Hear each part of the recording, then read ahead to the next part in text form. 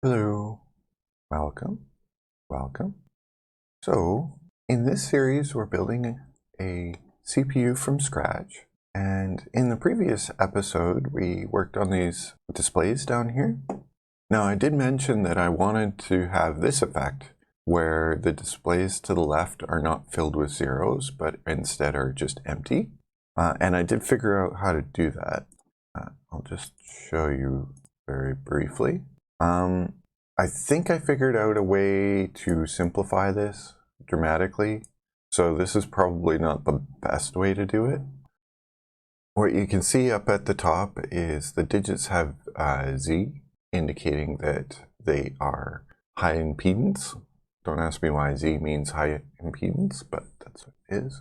You can also think of Z as being disconnected.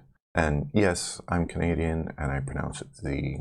I blame the alphabet song for that. Anyway, so Z if you prefer. So I forget what it was like before, but you still have this enable signal that enables digits, and when it's enabled, the only one it directly enables is the first digit on the right hand side. So let's give this a value.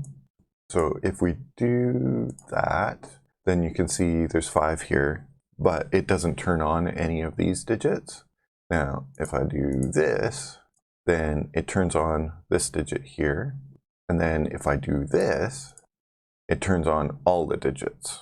So it knows that even though these digits are 0, that it's supposed to enable them because something on the leftmost side has something enabled.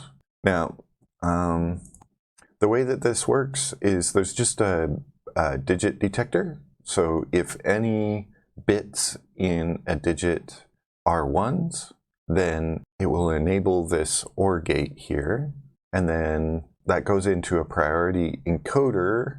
And then that is decoded with a bunch of comparators to check what value was outputted from the priority encoder. Now, I think the simpler way to do this would be just to have a series of OR gates that look to the digit on the left. And that would be probably a lot easier or a lot simpler circuitry-wise than a priority encoder and then a bunch of comparators. This is just for debugging display. I don't really want to spend a bunch more time on this. I think this took me a few hours to figure out. So yeah, I'm not going to go into like trying to build this. I just thought I'd say it that, you know, I figured out how to do it, and yeah, took quite a while. I think I rearranged these lines going into the priority encoder like, oh, I don't know, 6 times or something like that, going back and forth trying to fix bugs in this until I finally got it working. So yeah, I like that. I want some more here. There's no good place to put this. I'll put it over the 0 detectors. You know what those do. So yeah, that's that. Now, the next thing that I wanted to do was, I think I mentioned in the previous episode something about displaying in decimal. Anyway, I thought actually displaying in decimal might be really nice. So I was trying to think of how to do that. So I tried to come up with a binary to BCD encoder, and yes, that is a very large circuit. Here, I'll zoom in a little bit here, show you that it actually does work. So you can see a demo number here, and you can see the decimal output of it here. It will do very large numbers. So you can see these numbers are the same here. There you go. So this is the traditional way that you would make something like this. But this is what each of these subcircuits has, and they're all identical. What they're doing is the double dabble algorithm. So it's checking if the input 4 bits are greater than 4, and if they are, it adds 3, otherwise it adds 0, and it outputs the result. And what this is doing is it's doing the BCD correction, and then we just have tons and tons of those. I think there's 153 of these for 32 bits. And each row is just shifted left by 1 bit. So you can kind of see that here. There's 1 bit free on the left here, then 2 bits, then 3 bits, 4 bits, 5 bits, etc. Each row goes down until you have 30 rows. So the last one is shifting left by 30 bits. And then as you run out of space on the left-hand side, then you drop these greater than 4, add 3 circuits. And then there's some weird anomaly where you don't drop when you get to this group of 3, and that's about about 2/5 through, I guess, that happens. But this is just a standard pattern. And if you look up double dabble on Wikipedia, you'll find it. Now, this is really expensive way of doing it in simulation, especially if it's just for debugging. If I were to implement this on an FPGA, this would probably be one of the more performance solutions, but then propagation delay is going to be terrible because there's 30 layers of these circuits. So there are definitely better / other ways of doing this. One of them is to do it iteratively. So what you do is you just have a counter that counts up 32 times. And here I'll demonstrate this. So when I push this button, it'll shift each bit into a set of those greater than 4 add 3s. And these are the exact same circuit as the previous one that you saw. So it'll shift it left cycle by cycle, and it takes 32 cycles to calculate the result. So you can see that happening right now.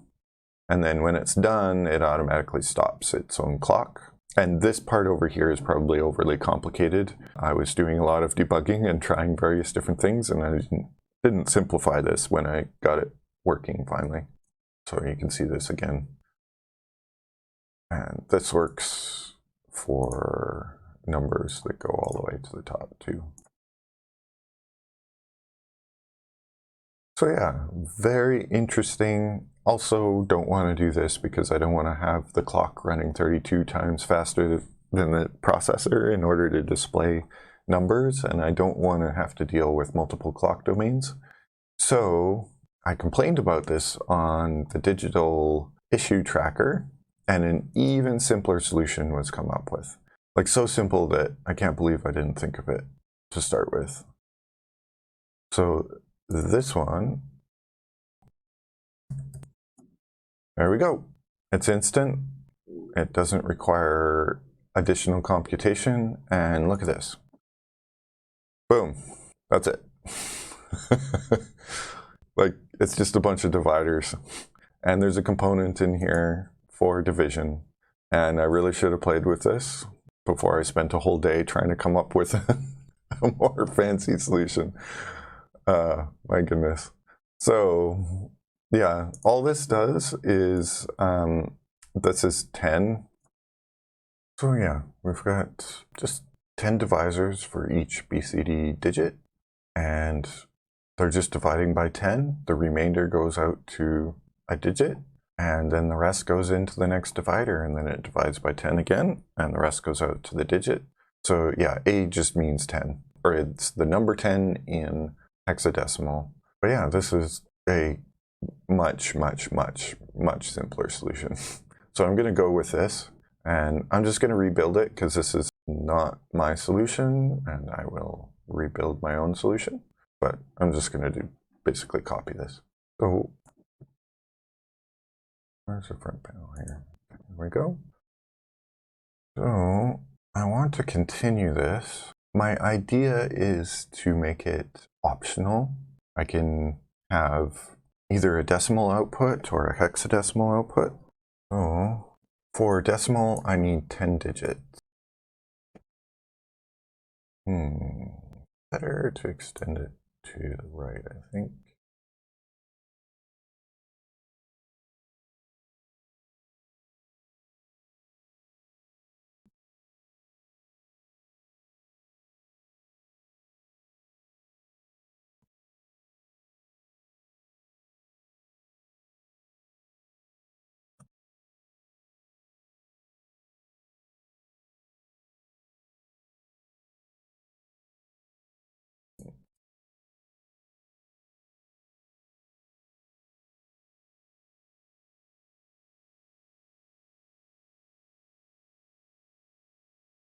So then I just need to change all of these numbers.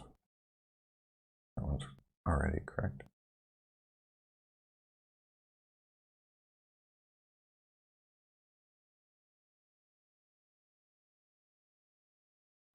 Oh, to change the data bit, so all of these too.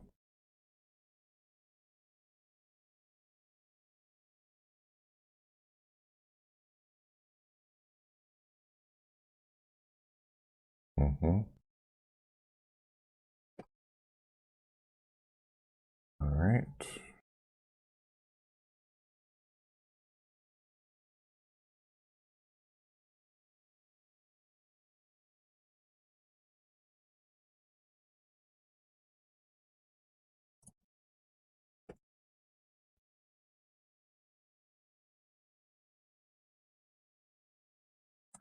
Wait, I'm gonna change all of these too.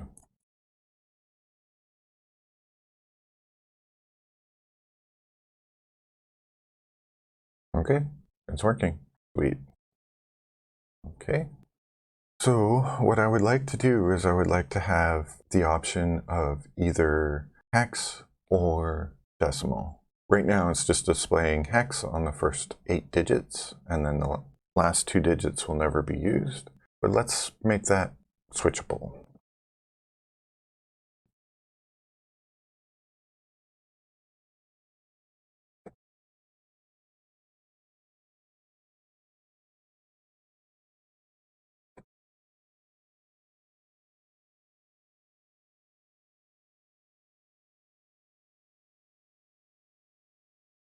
I'm going to call this pin H, so that will select hex or not. Let's make it H. So it'll be decimal by default then. So then we need a way to convert from, so we need an embedded circuit to do the decimal conversion.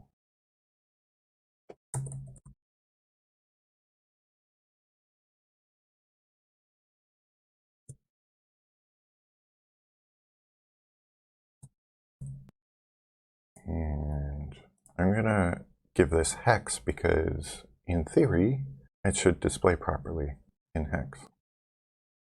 Okay.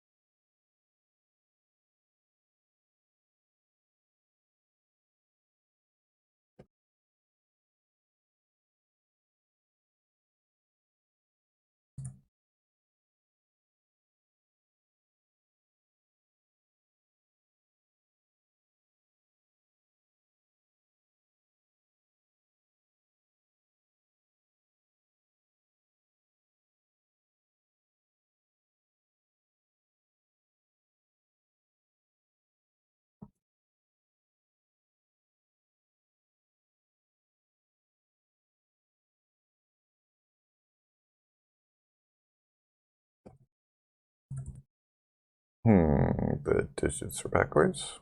That should be easy enough to fix. Oops. Oh.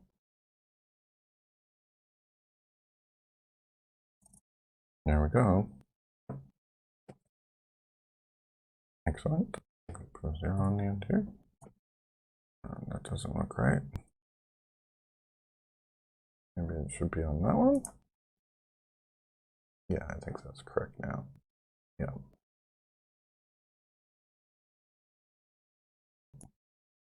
Yep, that looks correct.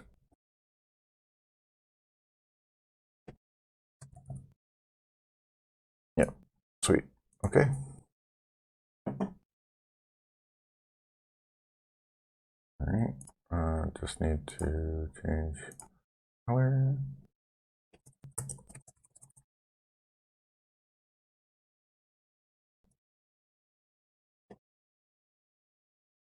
There we go. Almost go in here. Or just right here, I suppose.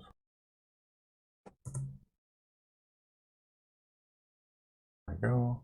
Now we can enter in a number here. Okay, so if we display in hex, then why is it not display? Oh yeah, enable it. So we have 7, 5, B, C, D, 1, 5, which is hex. And then if it's in decimal, then it's 1, 2, 3, 4, 5, 6, 7, 8, 9. Perfect. Perfect. Okay. Pretty happy with that. Save.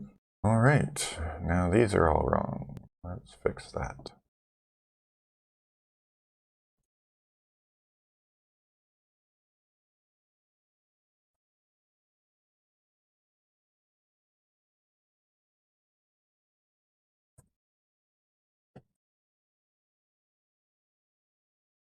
For this one, I should probably put this on the bottom.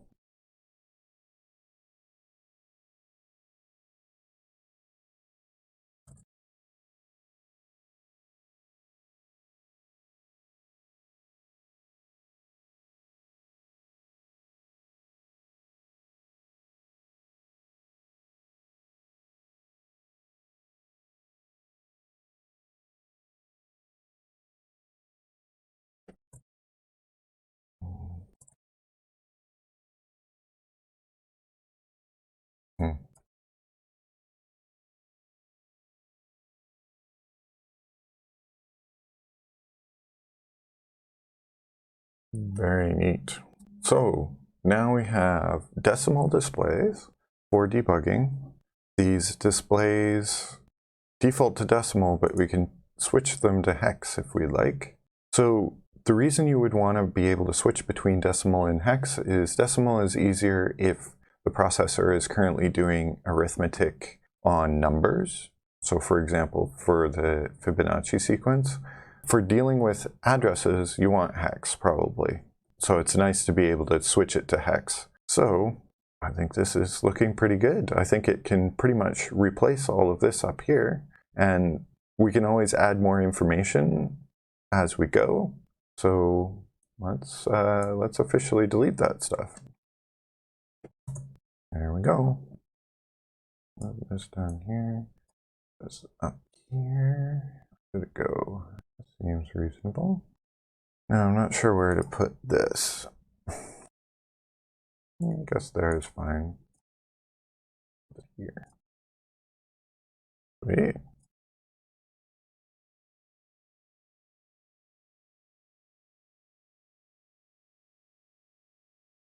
Nice. There we go. So I think this is a good place to wrap it up. Thank you very much for watching. I hope you have a great day. Bye.